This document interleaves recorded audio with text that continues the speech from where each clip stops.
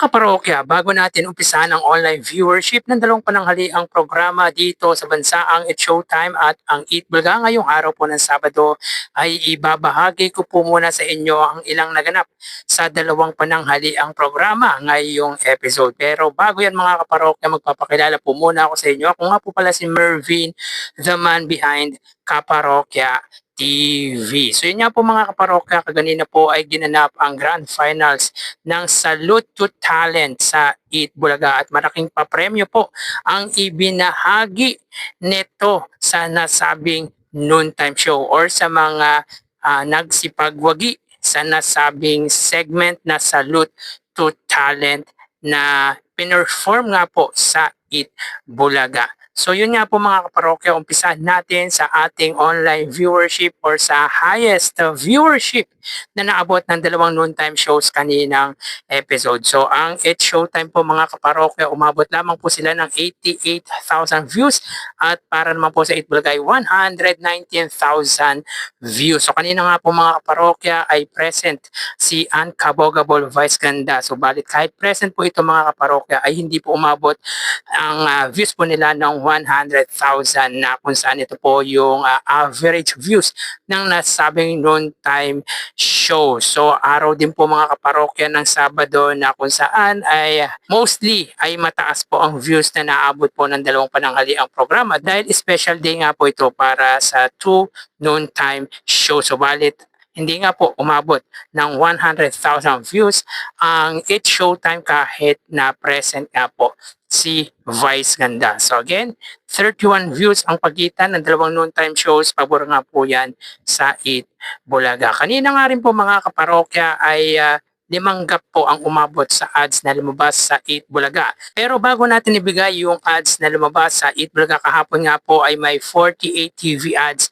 ang noontime show ng Iconic Trio. Sa Gap 1 mga kaparokya, meron po silang 17 TV ads. Sa pangalawa ay 16 ads at sa pangatlo ay 15 TV ads with a total of 48 TV ads. At ngayong araw po mga kaparokya, sila po ay may total TV ads na 40. Sa unang gap hanggang pangatlong gap may tig 9 TV ads po sila. Sa pang-apat ay 4 TV ads at sa panlimang gap mga parokya ay 6 TV ads with a total of 40 TV ads. So within a week mga kaparokya, they got a total of 289 TV ads sapagkat noong Monday ay may 53 TV ads po sila. Noong Tuesday ay 49 TV ads. Noong Wednesday ay 58. Noong Thursday ay 41 TV ads.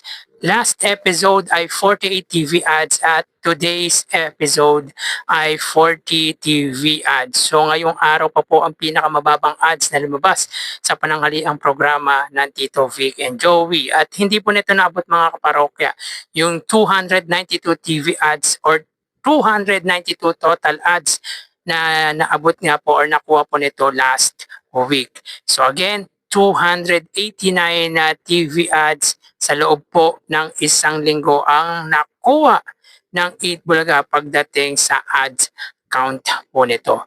So magawi tayo mga kaparokya sa papremyong ibinahagi ng dalawang noontime shows kaninang episode. So sa It's Showtime ay may 175,000 pesos at sa Eat Bulaga naman po ay 1,035,000 pesos. So again, 1,035,000 pesos ang ibinahagi ng Eat Bulaga today's episode. Bakit kanyo mga kaparokya? Sasabihin po natin yan mga kaparokya, pero unahin po natin ang sa It's Showtime. Sa 175,000 na ibinahagi po nito mga kaparokya, 55,000 po dito ay sa laro-laro pick sapagkat sa elimination round ay nakapamahagi po sila ng 20,000 at sa jackpot round na kung saan si Ryan Banks ang naglaro nga po at of course ang papremyo ay mapupunta nga po sa audience na kung saan nakapag-uwi po ang audience ng 35,000.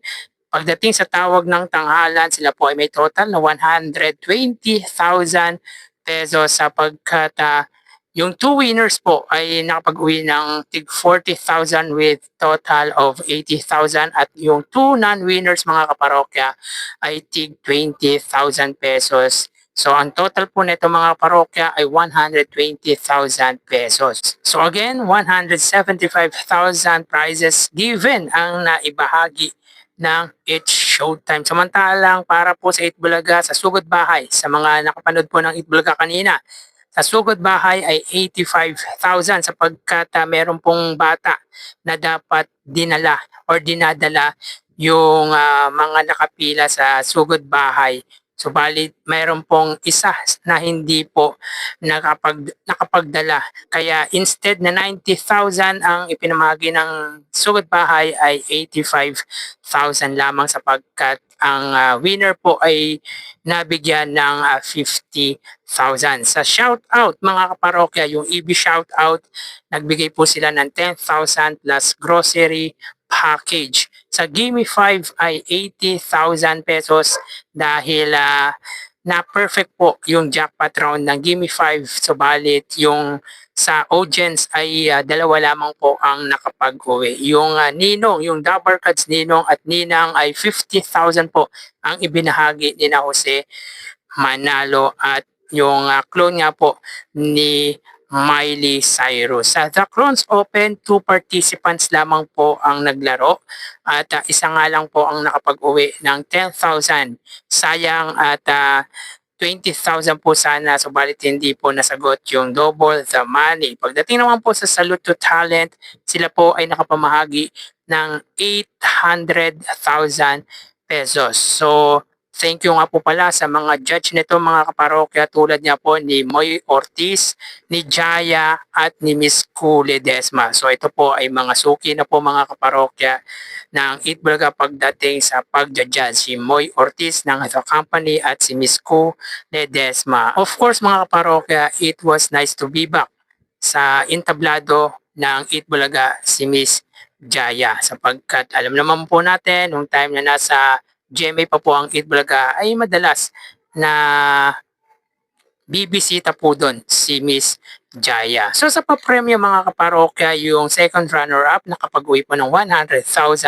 Sa first runner-up ay 200,000 at sa grand champion ay 300,000 pesos. So girls power po yan mga kaparokya. Mula sa second runner-up hanggang grand champion ay puro babae po ang nagsipag-wagi. Samantala yung mga non-winners ay nakapag-uwi ng tig 50,000. So hindi na po masama mga kaparokya dahil meron pa rin po silang maiuwi. So congrats po sa lahat ng mga nagsipagwagi sa dalawang pananghaliang programa dito sa bansa, lalo na sa Grand Champion ng Salute to Talent. Siya po ay nakapag-uwi ng 300,000 pesos.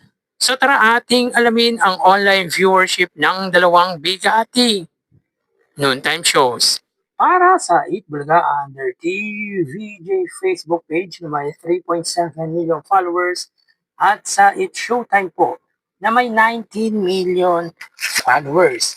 So sa oras na 1:09 PM ang It's Showtime po ay kasalukuyang segment na Laro-Laro Pig. Ito po ang jackpot round ng Laro-Laro Pig na kung saan ang maglalaro po ay si Ryan Banks. So ang pot money mga kaparokya ay 200,000 or 200,000 pesos. Samantalang ang Itbulaga, sila po ay magkasalukuyang segment na Salute to Soldier. So dito makikita po natin na ang It's Showtime po ay may 3,000 viewers, samantalang ang Itbulaga ay may 2,800 live viewers. So again mga kaparokya, as of 1:09 PM ang It's Showtime ay may 3,000 viewers, samantalang ang Itbulaga ay may 2,800 live viewers. So dito makita po natin mga kaparokya na angat po pagdating sa views online ang It's Showtime against sa Itbulaga ng 200 viewers. So 200 viewers lamang po ang inilamang ng It's Showtime sa Itbulaga pagdating sa Facebook Live. Pero i-convert po natin na 3,000 views ang Itbulaga sapagkat maliit lang po ang pagitan ng dalawang noontime show. So mapunta tayo sa TV Network YouTube channel ng dalawang noontime show. Para po sa It's Showtime, under po yan sa GMA Network YouTube channel na may 40.6 million subscribers. At sa Itbulaga naman po under TV5 YouTube channel na may 2.68 million subscribers. So sa oras na 1:10 p.m. ang It's Showtime under GMA Network, sila po ay may 20,000 viewers. Ang Itbulaga under TV5 ay may 13,000 viewers. So again, sa oras na 1:11 p.m., ang It's Showtime po under GMA Network, sila po ay may 19,000 live viewers, samantalang ang Itbulaga under TV5 ay may 13,000 live viewers. So dito makita po natin mga kaparokya na angat ang GMA sa TV5 ng 6,000 views. So mapunta tayo mga parokya sa main YouTube channel ng dalawang noontime shows para po sa It's Showtime under ABS-CBN It's Showtime na may 2.74 million subscribers at sa Itbulaga naman po mga kaparokya under Itbulaga TVJ YouTube channel na may 1.74 million subscribers. So sa oras na 1:11 p.m., ang It's Showtime po sila ay may 83,000 viewers at ang Itbulaga naman po ay may 110,000 viewers. So again, sa oras na 1:11 or 1:12 p.m. ang It's Showtime, sila po ay may 84,000 viewers at ang Itbulaga naman po ay may 110,000 viewers. So bali, ang total na nakuha ng dalawang noontime shows ay para po sa It's Showtime, sila po ay may total na 106,000 at sa Itbulaga naman po ay 126,000 viewers. Sa Facebook Live, sila po ay may 3,000 viewers.